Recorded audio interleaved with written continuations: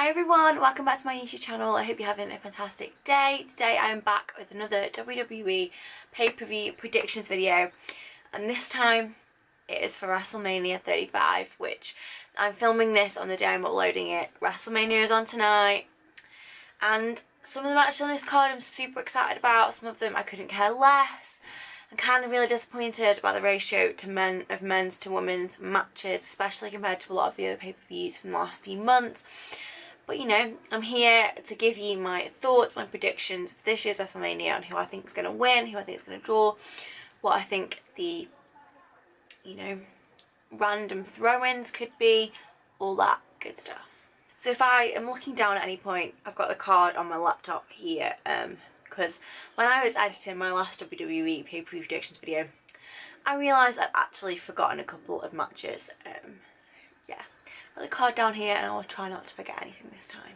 So overall there's 16 matches on this year's WrestleMania card, 2 of which are Battle Royales, which will be on the pre-show, and I could assume a couple more will be on the pre-show as well. Otherwise this is going to be a bloody long WrestleMania. I'm going to start at the top of the list and get straight into it. First match on the card is over on Raw, and it is for the Universal Championship, which is Brock Lesnar versus Seth Rollins. I think everyone is ready for Brock Lesnar to be out of the game. So, and I absolutely love the Shield. If you've been watching my WWE videos for a while, you'll know I adore the Shield. So my pick for this is for Seth Rollins to win. I love Seth as well as the Shield, and I definitely think that, yeah, I think it's time for the Beast to be put down. You know, everyone is fed up of having a part-time champ. And I think they've been building Rollins up for this for a long, long time. The next match on the card is the main event match for this year's WrestleMania, which is a winner-takes-all women's championship match with Ronda Rousey, the Raw champion, Charlotte Flair, the SmackDown champion, and Becky Lynch, and whoever wins becomes both Raw and SmackDown women's champion. You know what? I have no clue. I have a sneaking suspicion this could end in like a no contest or something. Like, I feel like someone might get involved, something might go wrong. I just can't see this playing out in any way that is straightforward. I love Becky Lynch. I really want Becky to win, but I just don't know if they've, you know, the rumours are that Ronda Rousey's leaving WWE, so the likelihood is, I'm thinking it will either be Charlotte or Becky to win. I really want it to be Becky, but part of me has just got this sneaking suspicion that they're, you know, with all the Ric Flair stuff, I think they're still wanting to push Charlotte a bit more. But I would kind of love it if Becky did win, and then, you know what, Charlotte can defeat her on Raw tomorrow on Monday night to win the Raw Women's Championship, and then they can be one each. I'll take that.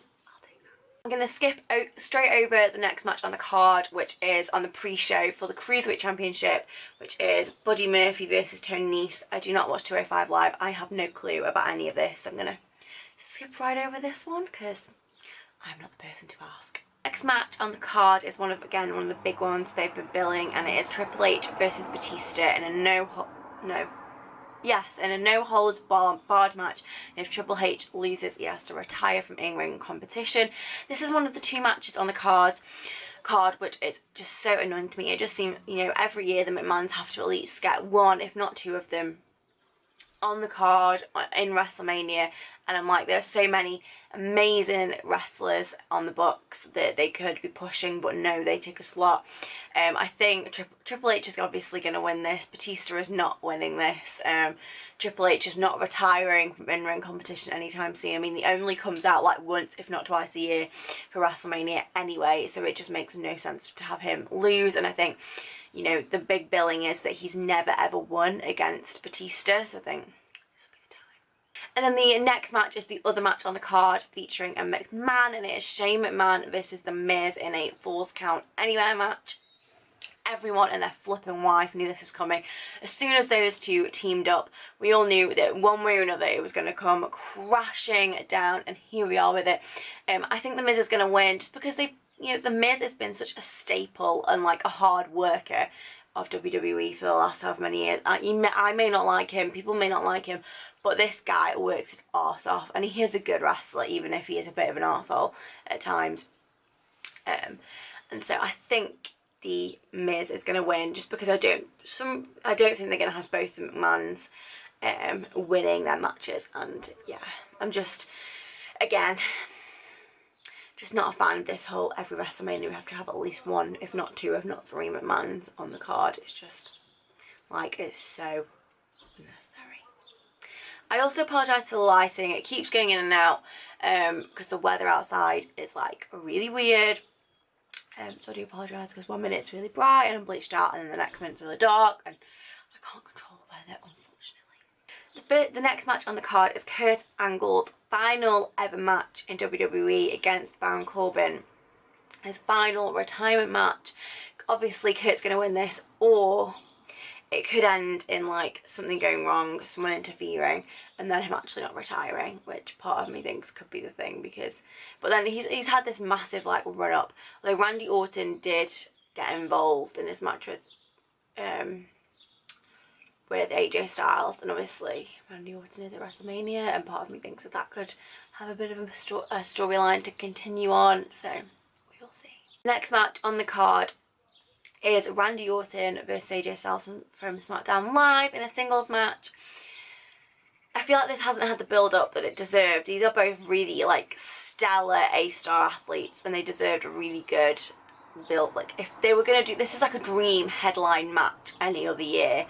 I think it deserved a lot more of a storyline and a build-up than it got.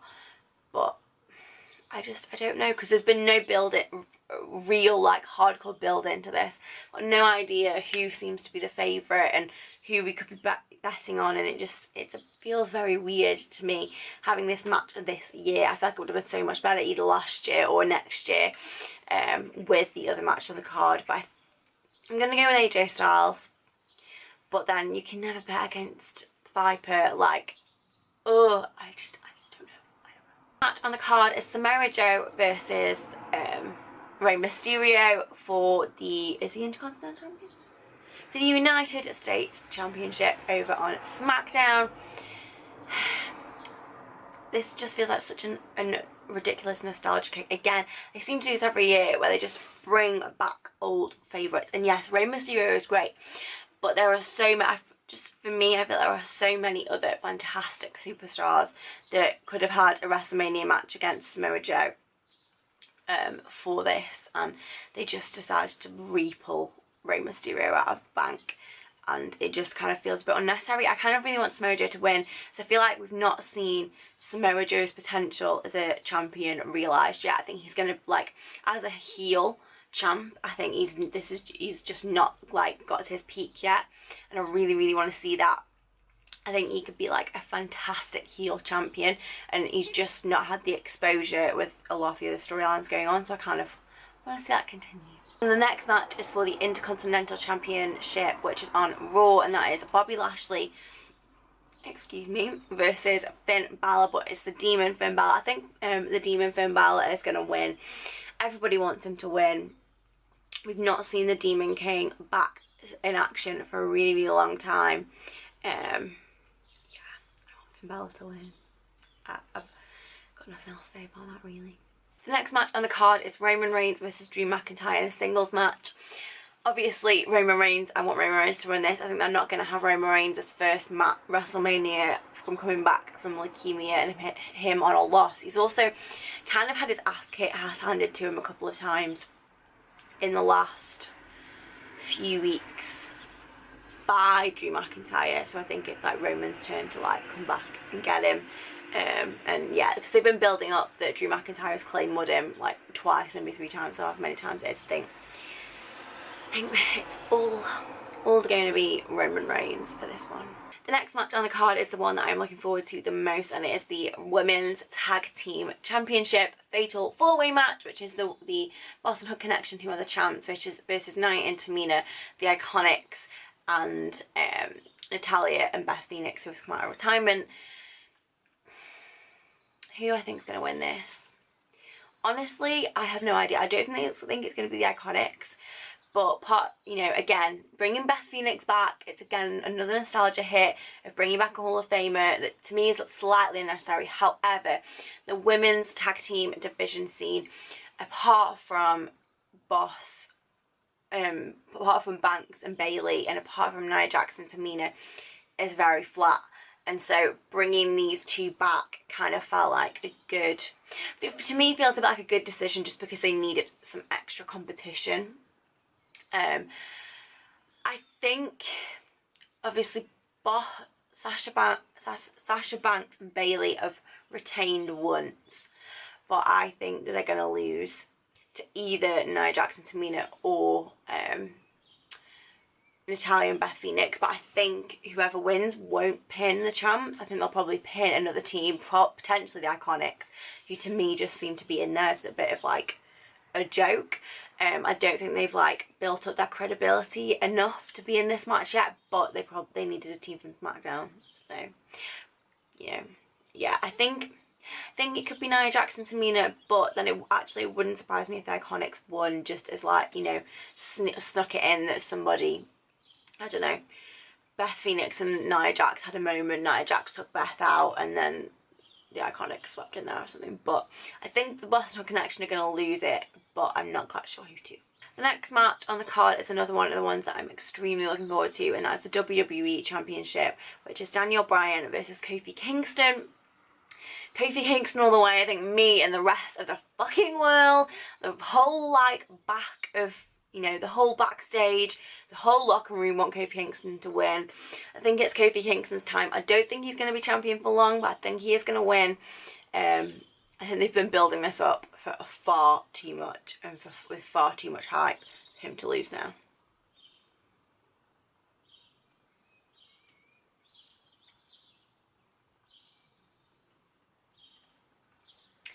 The next match on the card is the SmackDown Tag Team Championship match, which is a fatal four-way with versus the Usos, who are the champions, who are basically, this match is kind of their punishment, I guess, for what